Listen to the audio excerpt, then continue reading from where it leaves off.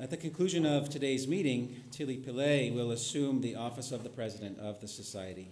I am very pleased to invite Tilly to say a few words about the year ahead.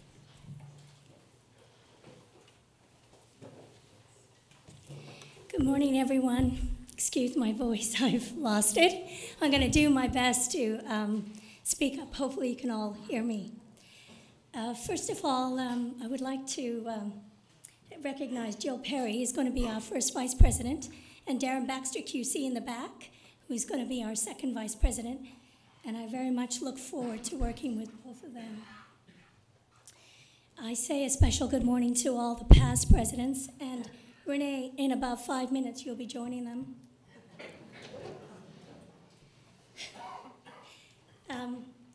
So it's my pleasure to say a few things about the year ahead. And as Renee was speaking, I was tempted to say, get out of my mind. I've been saying that to him all year because half of the stuff that he said is in my speech, so that will help me shorten it down. Listen, let me tell you a few things about myself before I tell you something about the year ahead. Two things: I never make long speeches, so you won't have to put up with my voice for long. And the second is that I was born in South Africa under apartheid until my father had the great good sense to move us to Canada.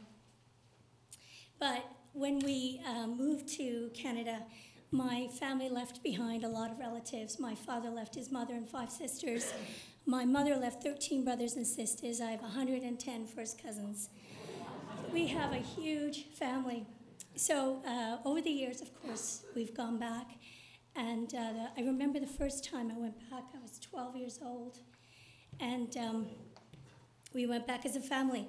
And my mother wanted to take all her nieces, well, some of her nieces and nephews out, because she couldn't take out all 110 of them, to Wimpy's, which is like a local hamburger joint there, like McDonald's. So she bundles them all in the car, and the kids are really excited because they get to go with their Canadian aunt to the Wimpy's. And she marches them in the front door, and they don't get 2 feet into the restaurant when the manager rushes up and says, "This is for whites only." And so they point her to the side alley where there's all the garbage cans and the trash and the rubbish, and say, "You can use that entrance over there."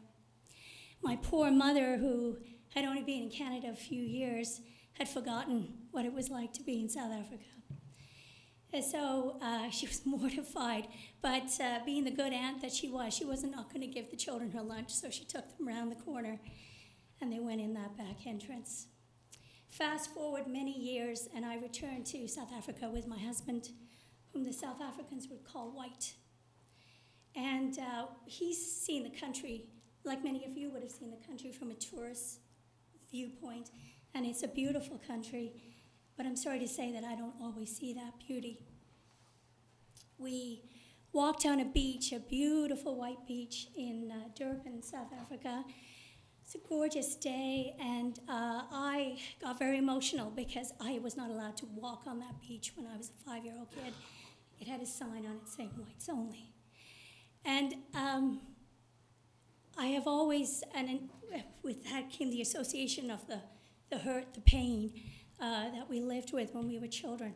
But so for that reason, I will never be able to see South Africa in the same way that maybe some of you will be able to see it.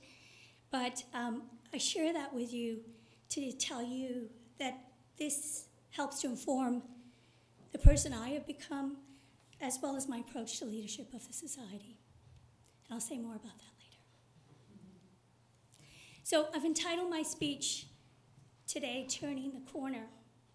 And I've done so because I believe the society, as the regulator of the profession, is about to turn the corner and go down a different road. 2 weeks ago, our executive director spoke at the Law Society of Alberta's annual meeting, and the topic of his presentation was "On the Precipice." Both of these titles convey to me a forward momentum, which to me is what this coming year is all about. Our strategic plan in front of you clearly outlines our 2 priorities: transforming regulation and improving access to legal services and the justice system for all Nova Scotians. Renee has outlined for you what we have managed to achieve over the past year.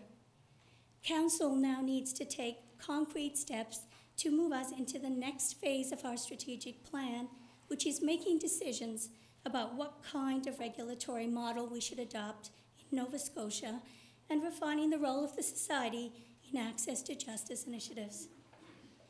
Council would do this work in an open and transparent manner. We will share with the members and the public what we have learned, what we are thinking, and where we are going. We will seek your feedback and input, which will inform our decision-making. The Society has already reached out to the membership, and you've heard Renee talking about that. We have held focus group meetings, we have conducted surveys, and we have engaged with our partners, the Canadian Bar Association, the Department of Justice, the Judiciary, community organizations, and we will continue to do that throughout the coming year. We are not in the process of change. Change has already happened all around us. Academics and pundits like Mr. Furlong have told us that sometimes lawyers are slower to embrace change than others. That may be true, but members of your council are showing leadership and determination in adopting a proactive and principled approach to the regulation of the profession in the future. We are getting ready to turn that corner. We do not know for sure yet what that road will look like. You and others will help us determine that, but rest assured that we are prepared. Let me go back to where I started and to the things I shared about you, because this is what you can expect of me. I will never make long speeches. I will work hard on your behalf, on behalf of the public and for the Society. I take my responsibility very seriously. I see it as my job to keep Council focused on our strategic priorities and to move them forward during my year as President. Now, of course, I'm not naive to think that things won't happen to take us off course. Those three little letters, TWU, will no doubt continue throughout the next few years. I have no hidden agenda. I am transparent and open and always try to conduct myself accordingly. I have a great deal of respect and admiration for my fellow council members and the knowledge and experience they bring to the table. I have a great deal of respect and admiration for the Society staff and the exceptional work they do each and every day. And those of you who have interacted with them over the course of your profession, your practice, know what I'm talking about. I appreciate and support the diversity and equity principles that Council and the Society stand for. And I will try to live the values of our Society as our immediate past President, Renee Gallant, has done. But let me also make a disclaimer.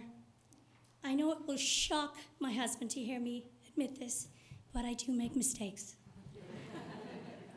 And I invite Council and you to call me on them because I am accountable to you.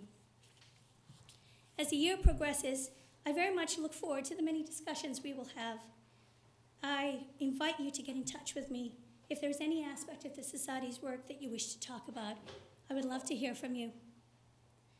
Next June, I hope to be back here to report to you that we have indeed turned the corner and that we know what the road ahead looks like. Thank you.